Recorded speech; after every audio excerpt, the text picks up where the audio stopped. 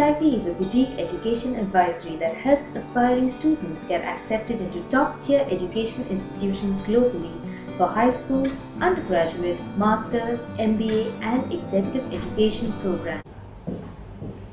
So, I think Viva and Sham both, I think both of you emphasized on the exit opportunities. I'm talking with reference to an MBA. So you all emphasized on the exit opportunities, but what kind of work profiles they look at while throughout the application process? So I mean, I'm sure there would be similar graphs where they would take a certain percentage from consulting, a certain percentage from say private equity, and so on and so forth. So, okay, so for they really, with an MBA, right? You're talking specifically For an MBA. yes. They really take students from all profiles. Typically in India, we do tend to get students who have an engineering background and they're going for an MBA after working with the top MNC, but it doesn't have to be that. So there isn't really, if you look at universities, like they give job prospects, they also showcase the class profile on their website. But it also will depend university to university. For example, Columbia, NYU, they have a very strong finance base, and being close to the financial center, so you will find that the incoming class there tends to have a strong finance base. Maybe one of the UC colleges, you will find that they might have a more tech base. So it does vary based on university to university, but that doesn't mean it excludes any career or profile base. So whatever you're doing, it's more important that you've done well in that, you've met all the different benchmarks that we've discussed, you have a holistic profile, you showcase leadership, and that you showcase a very strong essay defining why you feel an MBA is important. Does that? That makes sense. So I'll just add that I get asked this all the time, especially from people at your stage when they're just out of college, because they're like, I'll just do whatever you tell me, you just map my way to Harvard or Stanford or whatever, right? Unfortunately, there is no such direct mapping. As much as we would try to, we cannot craft you into a certain individual and say, okay, as long as you check out these boxes, you will get an admit. I wish it was that easy, it would make our jobs much easier. Okay, so it's kind of too late for me to change what I'm doing, but right. Just to figure out the chances and so whatnot. as Vishnu was saying, right? So firstly, remember, most of these schools are looking to build a diverse class profile.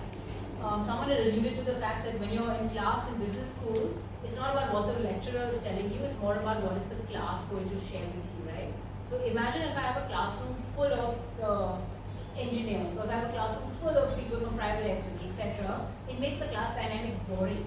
So when I'm drawing out my class for the year, every year I will look for a diversity in terms of the class profile, and it changes every year. So they don't have a quota saying 20 finance, 20% this. They map it out based on the year, but they're definitely looking for diversity in profiles. Not only sector-wise diversity, so if I say, let's say, broadly, if I say 30% end up being finance at HBS, within finance itself, there's so many different branches, right? We see private equity, trading, structured products, investment banking, commercial banking, retail banking, doing finance for a consumer goods company. So I'm still a CFO. I mean, the range is huge. If I start by a fintech company, if I run a fintech app on my, so I want that more diversity as well, even within my domain. So if you feel like, oh, I'm a product manager, and so many product managers are going to apply, how do I stand out? Well, we'll go to the depth of that profile and say, well, is this really unique? And you bring a unique perspective to the classroom. So they're really looking at broadening the horizons in the classroom. That's how they think. I think we need to look at it from a very single perspective. What you want to do in life, right? What you want to do in your life. A lot of the schools, if you visit their websites, you'll always see most of the schools. In fact, all of the schools have this data, right? 93% of our class was placed within 3 months of graduation. 96, 95. The Indian schools have 99. Okay. But they all have these stats, right? So it's very important for them to take on students who they also feel can be placed in the professional world after coming to them, right? So while you can't control the kind of diversity they choose, because you are at that certain space, and I don't think you should ever try and map it in that case in any way, you can make sure that the kind of goals you're presenting to the school and the kind of profile that you're presenting to the school, they get the confidence that you are someone who will be able to get a job, get placed, someone who will be able to contribute to the class, someone who will be able to, contribute to the entire ecosystem that that school provides for you. And that's what your focus should be on, not on, doctoring the entire thing, right? It's about getting your future goals aligned with what you're doing right now. So my question is regarding to masters. So many times, when you're applying for masters, everyone will be like, you may not get a job there. It's very difficult to get a job in different jurisdiction. So sometimes if you're just going for the masters with the knowledge expertise, how would you compare a master's program to like a shorter course or like a summer course or like a summer school? Is there like a vast difference with respect to the exposure and the experience that you would get? Completely different, because the goals of a short-term program are very different to a master's, right? It's a 1-year master's structure or 2 years where you know what the curriculum is very clearly outlined. You're coming out with a degree at the end of it, and there is career services there that's going to help you identify the right opportunity for you, right? In a job. A short course, again, it depends on the duration of the course, but most short courses you can either go 1 to 3 days, you have 2 weeks. Generally, I think they don't have to be more than 3 months long. So there's no one there you're just going there to learn and come back. There's not going to be a career service there that's going to help you make sure that you get a job out of it. At the end of the day, you might come out with a certificate as well, right? That I'm proficient in one element. And also, you don't know who your peer group, right? If the course is open to anyone and everyone, it's much harder for you to control whom you're also going to be learning from, who your peer group. Are there going to be people who have similar goals and aspirations? Because when you go for these programs, even like networking was one thing, was on one of the sheets. Like you meet people who have a similar background. They're also going to be your future co-founders, partners, mentors, people who drive you. So there's a huge difference, definitely, between taking a short-term course versus going for a full-time degree, because you're immersed in that experience and you're going to come back out of it, and there's all those dynamics at play. In terms of career, I would also say look at the master's degree and MBA, whichever one you're thinking of, not only for your first job once you graduate, or I'm not going to get something maybe in the US or the UK, whatever, but kind of think of it as a long-term investment. Don't just think, right now you're a job. Who knew a month ago that the UK would open up, job prospects for students who are graduating? But it's more important to go for a degree that's going to be a right fit for you. And at the end of it, even if you don't get a job, at least you're in the country that you're in, you're going to have a learning and an experience that's with you for life. And you never know 2, 5, 10 years down the line where that experience, where that network, where that degree name may come in handy. So maybe you don't get something right away, but to help you out, if you are looking for a job immediately after you graduate, Shah mentioned this as well, colleges and universities say 96-98% of our students get jobs after. Try and look for universities which have a higher international student base. Speak to students who've been there, alums who've gone there, and understand that what was their path to get a job. Was it okay? Was it difficult to get? If they don't place you in the US, do they have a good alumni network? Do they place you somewhere in Singapore, or there's nothing there and I have to come back to India and manage on my own? So even if that's something that's important for you, you can dig deeper and understand better that after I graduate from there, an Indian international student, where are they placed? What type of opportunities have the past 3 years brought for students who graduated from those universities that you're looking at? Does that make sense? Yeah. Hi everyone. So I basically have almost 3 years of work ex, and I personally believe that I've wasted a lot of time because the reason being I was involved in the Indian education system. I ended up giving CAT, screwing CAT, like getting a 98.76 but not getting an IIM. So now the thing is, eventually then I started searching like how to get into Ivy League colleges, and I started like giving GMAT. Like mock test, but never thought that unless I don't get a 730 or 740 in the mocks, I should not go and attempt the GMAT. So my simple question here is, for example, if I want to go into Harvard, let's say in okay, directly Harvard, sorry, but yeah, if I want, that's like like one goal. So I just believe in that. If I want to go into Harvard for maybe like next year, what is an ideal time to start giving your GMAT? Because I see a 4 years thing which you showed, but I think I don't have those 4 years. So the question is, when should you ideally take the GMAT? Yeah. When we get asked this question, we say please take the GMAT immediately after college. Obviously now in your case that's not relevant, but for anyone who's younger, who's sort of on that fence line, please take the test immediately. Why? Because we've been studying, right? We spent the last 15 years or 16 years of your life basically studying. You're already in that academic mode, you're used to still opening books and studying and taking tests and doing all-nighters to crack something. When you shift to the work mode, it's obviously very difficult. I remember the pain of opening, when I did my CFA, much later, I was the pain of opening the textbooks, and when the notes, those Schweezer notes came, that stack, I looked at and my first reaction was like, how am I going to do this? I'm used to test taking. We all, like, in the Indian system where you can crack anything. But when I've taken that break and gone into work, going back to it was a transition. So the answer is take it ASAP. The test scores are valid for a cool 5 years. So you have the benefit of then, figuring out, exploring as much as you can. In your case, I would suggest take one attempt, and that you can cancel your scores, right? That you can walk in there, and if you're not happy with the score, you can cancel it on the spot. So take it, give it one attempt, you get a flavor of what is the rigor of sitting through 3.5 hours in one seat and you're just doing the test. Once you get the hang of it, maybe then give it a gap and do a second attempt. We're really not in favor of 4 attempts and 5 attempts. The university looks at it, as Shyam was saying, you look at 5 attempts, you're just like, wow, either there's a problem, or you're just a consummate test taker, or it's okay, you don't have to say you go do something else with your profile. Why are you taking the same test 5 times over? So there is a point where you say enough is enough. But in your case, if you're only 2 years from applying, we strongly suggest get the GMAT out of the way, because we've got to work on the rest of the profile that we've been talking about. Yeah, so, okay, one more question. So, I could see the range from 610 to 800. I've been giving marks, I'm getting 720 almost. So, but then I just personally believe like is 720 good or 750 good or 770 good? So the reason we pull out those ranges, and this is relevant to all programs and all degrees, is to give you a flavor of the range. Okay. Now, in the case of Stanford, they got a range of 530 all the way up to 780 or whatever. Now, really, like, how many 530s are going to get into Stanford, right? They just put out a range, they publish the range to make the school seem very much accessible and open to all. Out of their class of 410, I fathom a guess they won't publish the numbers, but maybe 2 people have a score of 530, right? It's not really a 530 kind of school.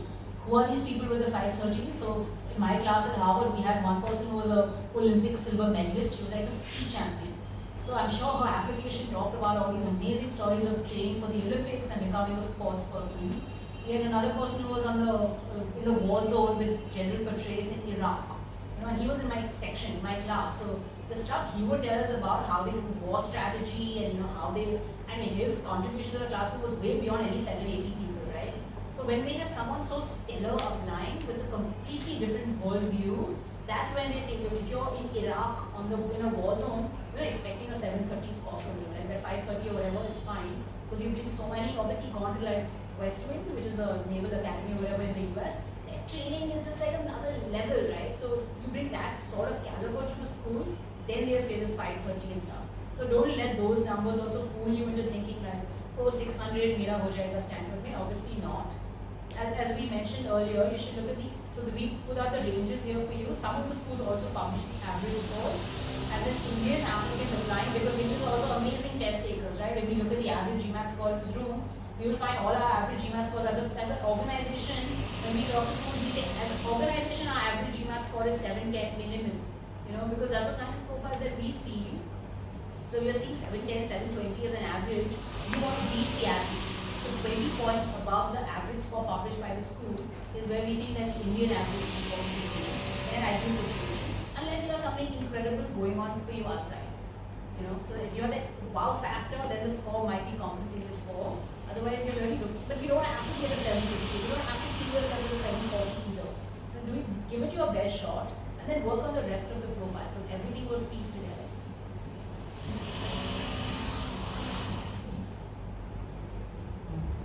So I just wanted to know, Hi. I just want to, in one of the tables that you had shown, there was an average age of experience that was mentioned. What I noticed was SMU, the School of Economics, and the other British college over there. They all had at least 5 and 6 years.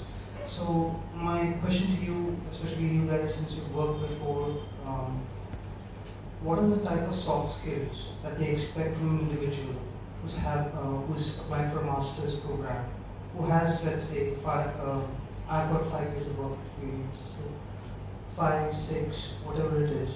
What are the types of soft skills? Because if you're saying you want diversity, you've got 5 years of work experience, and you're applying for a master's program, I don't really see.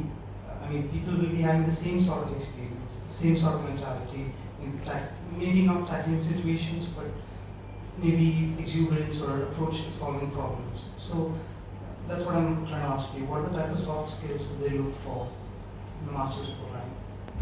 I definitely answer that, but even I want to say something that before, it's not, everyone doesn't seem to have this. It seems to be that you think anyone who has 5 years probably has the same type of leadership or background or that, but it's not like that. I mean, honestly, everyone here also has had a very different career path. Even if you look at what everyone's done in undergrad, or even if they've only got 2 years of work experience, even within the 5 years of work experience, or 2 years or 3 years, you will find that everyone has a very different career path, achievements, roles, what they've done in their professional space. So I think that would be the first differentiator anyway. In terms of soft skills, see, that will also happen, one that communication skills, right? You'll be able to see that through your work. I think leadership skills is something else that you touched upon. You will find that after 5 years, you will see that, now the student or the person who can apply is now looking at a more senior role, right? After 3, 4, 5 years, you're taking more ownership, you're making more decisions, you're leading a team, things like that. So obviously, I think communication skills, leadership skills are. Yeah, I get what you're trying to say, Yeah. but my thing is, see, you guys have been in an Ivy League classroom, right?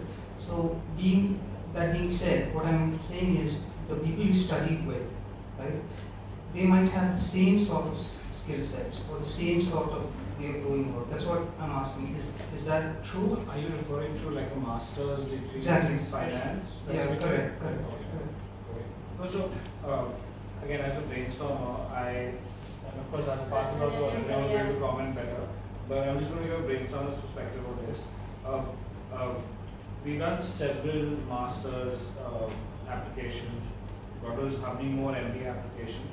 No two profiles, like I repeat, are the same. Now, when you say soft skills, the soft skills, I'm not quite sure what you mean by soft skills, but even in terms of the profile itself, like you could have been in the same kind of organization doing a different role, right? So when you're doing a master's in finance, all those different roles and different perspectives within a similar organization also come, right? You could have been in different kinds of financial roles across different sectors, and they also come. More than that, I think what also differentiates is the kind of life skills you've gained over time. So through the essays, we highlight multiple aspects of who you are as a person, whether the kind of exposure you had, the experiences you had, not only as a finance individual, and while these master's courses are very focused on that, we also take up a few small work down to highlight your strengths and strengths that you've developed through experiences and things like that. So those are things also that come out through the through your profile, and that help differentiate you. Now how those things are done and how we do all those things are obviously a matter for a larger discussion and understanding your profile. But there's always a differentiation between two people. Ananya, you want to add to this? Yeah, no, absolutely right. So although you might think that people, say coming from the finance ministry, would have the same kind of soft skills. So for example, in my class, I had a student who was working with the Malaysian finance ministry, and she had a completely different set of skills as compared to someone who come from the Japanese finance ministry. Although you'd imagine that they, because they come from an institutionalized background, they would have the same thinking process. It was actually absolutely different. The way they thought about problems, how they tackled, what they contributed to the class as well, was entirely different.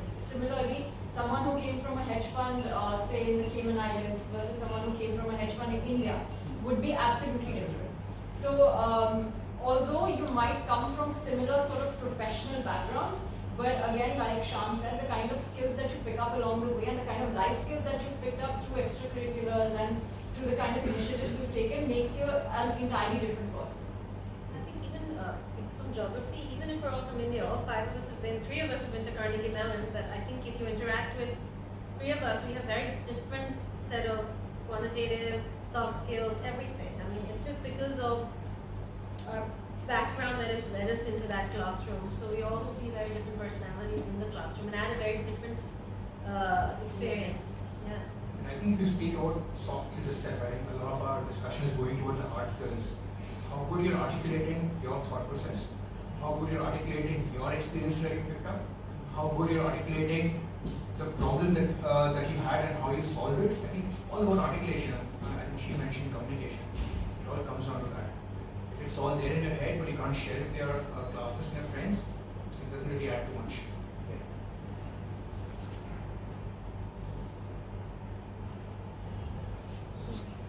Just another question. So we emphasize a lot on job opportunities in those countries where we are studying. But my question is, if say you do, so does it, if you want to work in India post your MBA, does it make more sense to apply for schools here, say an ISB or some IIMs, or to do an MBA abroad and then come back? So in terms of job opportunities and how valued an abroad MBA is here. It is definitely valuable, but if you are very sure that you want to stick in India, ISB is a very good option, right? I mean, if you are an MBA from ISB and you are an MBA from, let's say, Stanford or something, I'm not going to get into the qualitative factors. Quantitative factors are what's the salary could be if I come back to Stanford degree, or if I come back. I'm not getting into all of that. But the same kind of doors will open for you in India if you are from ISB or if you are from Stanford, if that helps. Right. Okay, that's an ISB perspective on it. Yeah. And I will give you the Harvard perspective on this. So firstly, there's no right or wrong, right? Like Madhav had a stellar career in the US, but he decided to leave and come back to India for his personal reasons. So, and all of us actually have studied at these schools and we've all decided to come back. Like us, we have tons of friends who also come back from all these top universities. A lot of us came back out of choice. Like I had my H1B visa, I just gave up the visa and came back because I wanted to. I know you said you had come back just because it wasn't a visa situation, right? Yeah. You wanted to come back to start your own organization. I'm a US citizen and I decided to come back. She's a citizen, so she's. Labor was done, which was like the green card will be ready by state card. So we all had the option to stay there, but we chose to still come back for various personal reasons, because of our love for the country, because some of us wanted to do something here in India, we want to be closer to our families, etc. What happens when you study at ISB, right? First of all, the cost is so compelling. As Shyam had shown, 36 lakhs in 1 year. So it's the opportunity cost of 1 year versus 2 years. And when they say 1 year, actually ISB is about 10 months or so. Right? In 10 months and 36 lakhs, you have the MBA pat ready in your hand. So fantastic option for anyone who says, look, I definitely want to be in India. Now, what we've seen happen over the years, we get a lot of people from IIM who come to us and they say, I didn't realize what I wanted at that point. When I was 23, 25, I thought I wanted to be in India, but 5 years later, situations changed, and now I see the need for me to go abroad. And now what do I do? Now I want to apply for another master's or a second MBA program. We've had many second MBAs go through, and then in the optional essays, we have to explain why now they need a second MBA. Because there's a life change that now wants to propel you in the direction of wanting to go abroad. If you already have that degree from abroad, then both India and any international destination are always open to you. So as we had mentioned earlier, sort of like -7 insurance policy, right? One way or the other, you're covered. If you've always been in India like you, so I spent most of my time already in the US. I already had my undergraduate degree there, I had worked there. So in that sense, I was checked off my America dream, I checked off my New York dream. So when I was doing the MBA, I said, should I go back again to America? Like, it's just overdose of America, I should go explore Europe or some other geography. But I still chose to go to top tier university because the brand of that university carries me through no matter what part of the world I choose to live in. I've chosen to live in India. Of course, here in India, the brand recognition is very strong, but I get the similar brand recognition outside of India as well. With a program like ISB, fortunately in India, the brand recognition is absolutely very strong. But you take the ISB MBA, try to move to an international location, and then they say, okay, you're from the best school in India, but where does that stand on a global level? So look at the pros and cons and see what's right for you. Just remember, it's a decision that's going to stick with you for the next 30 years.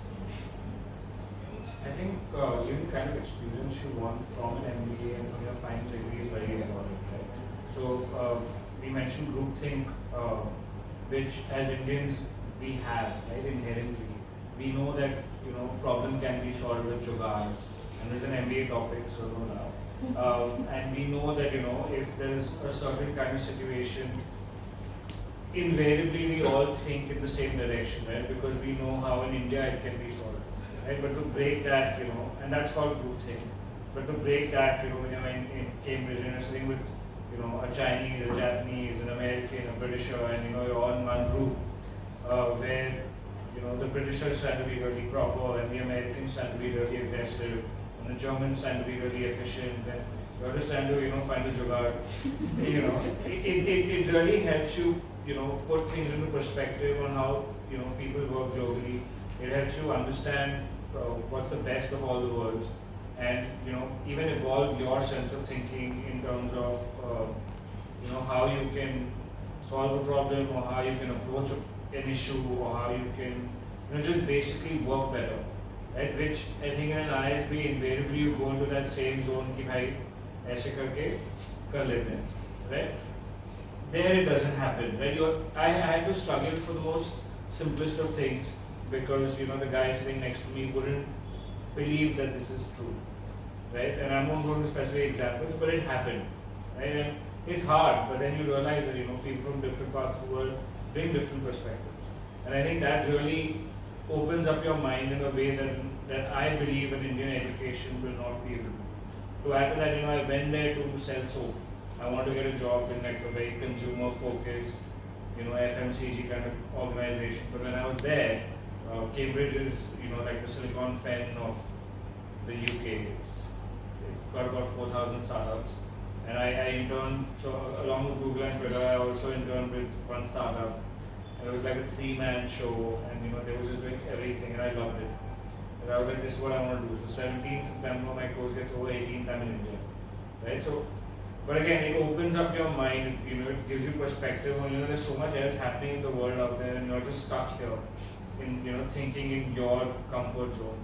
So I think that's another aspect that you really want to consider.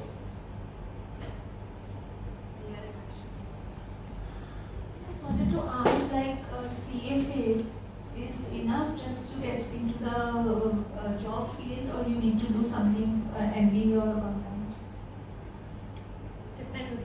I mean, it depends on the job. We have so many CFA students who are coming to us for an MBA, but so it really just depends on what the career aspiration is, right? They've done the CFA, they've finished their 2, 3, 4 years of work experience. Now they feel they need more. They maybe need to develop leadership skills. Maybe they want to start their own business. It really just depends. I wish I could give you a specific answer, but it really just depends on what the 5-10 year goal is, and that will allow you to understand that do I need additional learning beyond the CFA, or is that enough? So at present, CFA should be enough to get the job, and that down the line you have to do the master. I mean, it will depend exactly as she's saying on the ambition of the person in consideration. Is he okay with the job that only just getting a CFA will give him? Or is he looking for the kind of job that doing an MPhil at MIT will give him? Or is he looking for the kind of job that doing an MBA at Stanford will give him? Like, what is the aspiration level of the person we're talking about, right? If he wants a job that the CFA will give him, then sure, CFA will give him a job, And as we were trying to explain to you, like it's not just about the degree, right? It's not about, okay, I have an MBA or whatever, it's where you have it from. What was the quality of that experience? What was the peer group I got to interact with? The reason these schools are so hyper-selective, and as someone had very well mentioned here, that it tells you the quality of the people I'll be going to school with, which again in your short-term digital program or whatever, you won't get a 3-day program. There's no threshold for quality. There's a reason the acceptance rate is only 5% or 10% or whatever, right? They're rejecting so many people, so I know that if I get in, I'm going to be surrounded with some serious high caliber. Now, is that for everyone? Probably not. So therefore, the person consideration needs to be like, am I someone who wants to be in such an exhilarating experience? Or it's not for me. An MBA is not for everyone. So if it's not for him, you shouldn't do it. That's why we say that a lot of this process is soul searching and figuring out who am I and who do I want to be and where do I see myself 5, 10 and 20 years out. Which is something that I said to one of the people here, that don't think of the degree as a magic wand. Like if I get this degree, then I'm here. It's a tool, it's a means to an end. So it's really important your child knows, right, this is what I want to do, and these are the things I need to gain. If a CFA needs that, maybe a CFA with a short course does that. Maybe I need an MBA, maybe I need a master's. So it's really very important to kind of do that introspection and understand that what's my path, what's my goal, and then what are the tools I need to get there. That'll help you. And the good thing is, all these universities, whether it's a top 5, top 10, top 100, whether it's in India or any part of the world, they have their website gives you a lot of information. It tells you the class profile, it tells you the curriculum, it tells you students that graduate from that university, what company they go to, and as we learned from Shyam's presentation, that what is the role, right? I mean, okay, consulting, but what within consulting are they doing? So even that initial due diligence will give you an idea that, all right, no, I'm actually getting this job with my CFA, I'm fine, because this degree is not going to add any more value, or no, it's opening up a whole new world for me, and that's the world I want to enter. So it's very, very important to kind of do both sides, your own, and then do the homework about the colleges. And then obviously we're all there to help you connect the dots as well. So if you're finding it a little overwhelming or you need our support, that's what we do. So we'll help you connect those dots if you need that. I have a question. So I'm planning to apply for a computational finance program in the United States. So as has been repeatedly mentioned in the presentation, my college grades aren't that strong. How do I pad my profile up? So I have like 2 paths in mind. So it's heavily mathematical program, and so I am planning to do some Udemy, Coursera courses online while taking the GRE math subject test also, which is usually required for PhD admissions.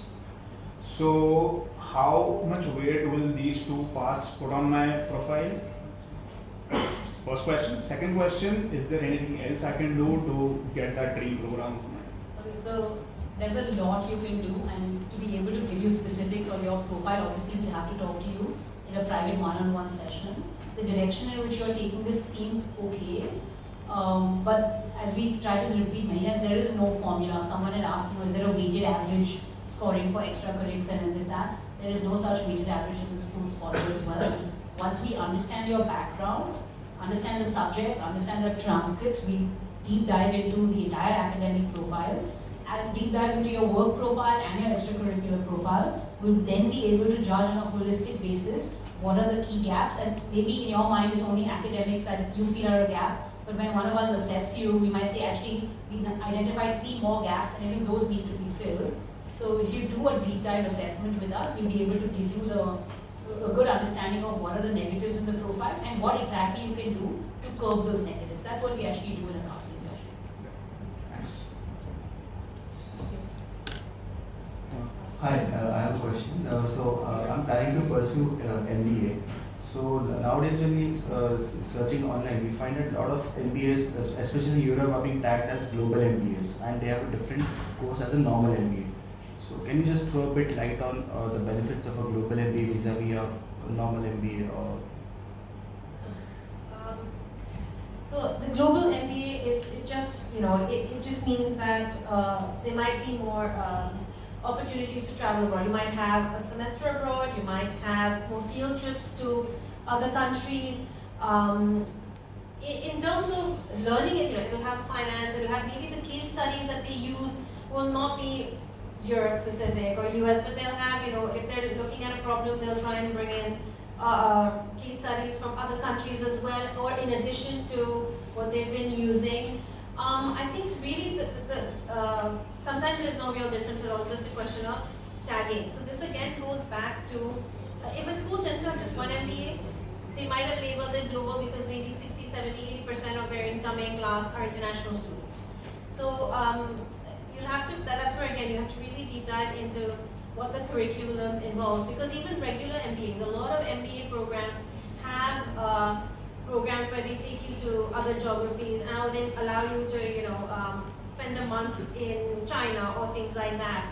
So I would say more importantly, you look at the curriculum of the colleges you selected and make sure that they have the elements that you're looking for. Because even a regular, like I said, a non-global MBA has a very global element to it. Yeah, so my question is that we've discussed a lot about MBA programs. Could you shed some light on MIM programs, specifically in Spain? So IE Business School and SRI have MIM programs. IESC and IE. Yes. So an MIM is a master's in management. Basically, that's an MBA for students without work experience. Depending on colleges, like for example, London Business School, they generally 1 year or under. Typically, they want an average work experience of 0 to 3 years. So, like I said, it's a MBA for people without the work experience. So, if you're looking straight after undergrad or 1 year after undergrad, and you want to get a business experience, maybe you've done your undergrad degree in engineering, and you know that maybe 3, 4, 5 years down the line it's not going to be feasible for me to go for an MBA, or maybe I don't want to go that late in my stage. And MIM makes great sense because you're learning the business elements up front. But I strongly recommend if you're considering an MIM, you go within 2 years, because even at the 3rd year mark, I feel you're at that cusp where an MBA might make more sense. But again, it's very dependent on the quality of your work experience. If you're going straight after undergrad, obviously an MIM. But if you've had 1 year, 2 year, what is the type of work experience you've had? And does it make more sense than maybe to wait a year and then go for an MBA instead? The biggest difference you're going to find between an MBA and MIM is again in the classroom experience. Because if you're going to be in a classroom with people who have no work experience or 1 year of professional work experience, you're learning out of any case study, which enough people have talked about. It's going to be very different to when you're in a classroom where you have an average of 5, but the range is like 2 to maybe even 15 years of work experience. So how much work experience do you have? So I've just graduated last year. Last year, okay. So if you apply this year, you'll go in with 2 years of work experience.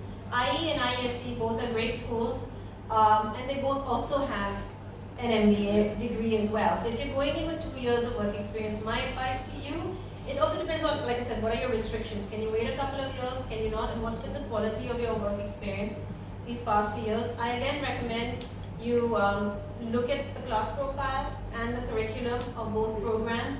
And also, if you can, connect with students and alumni who've done the MIM and done the MBA program at those colleges. And I think that will give you a good indicator what's the right fit program for you. Do you want to be in a classroom where you're with people who've had significant work experience? Are you trying to elevate that part of your learning?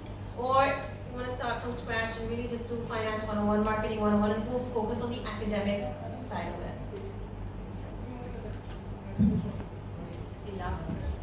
Hi. So I've all throughout the session I've heard you guys saying about equities and financial stuff for an MBA. But my background is quite different. I am a mechanical engineer. I've done a master's in plastics from India itself.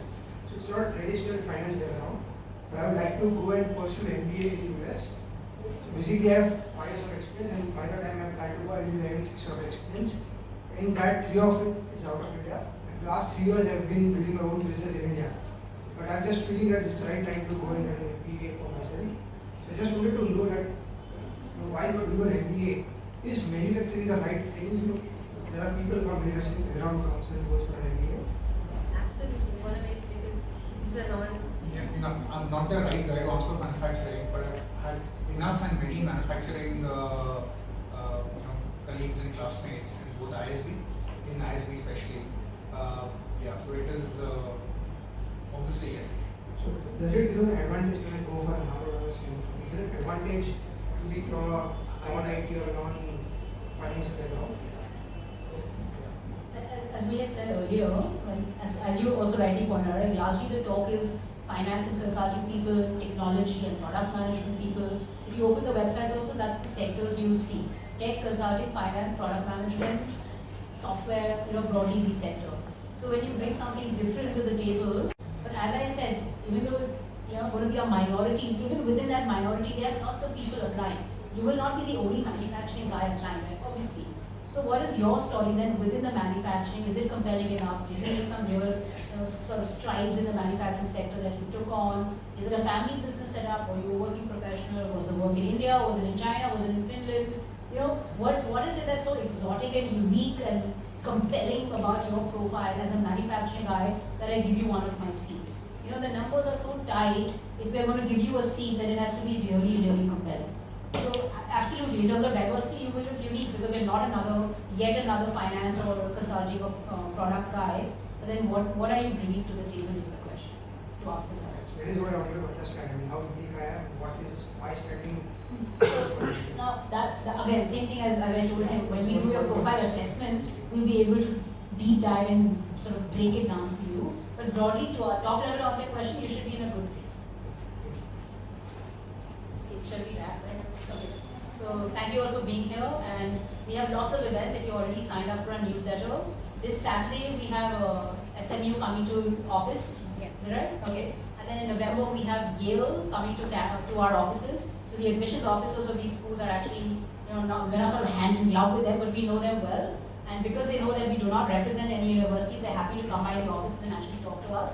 So if you're considering either SMU or Yale, those two are lined up. We've already done events with Duke and Columbia, and many of these, they're all on our website. All the content is free. All our events also, by the way, are free. So we like to have sort of open access to all our events.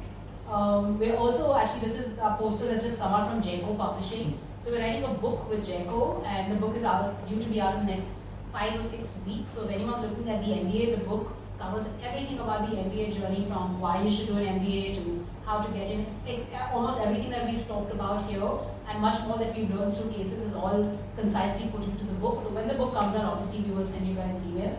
But for now, stay tuned, and we're all around, and we'll be around here for the next 5 or 10 minutes. And also, you've met Judy and Renal, so if you'd like to speak to them, please feel free to discuss your cases with them. We're also all over social media. We have a very active Quora profile. I'm sure a lot of you are following us on our social media devices. So please continue doing that and keep engaging with us. We love talking to you guys.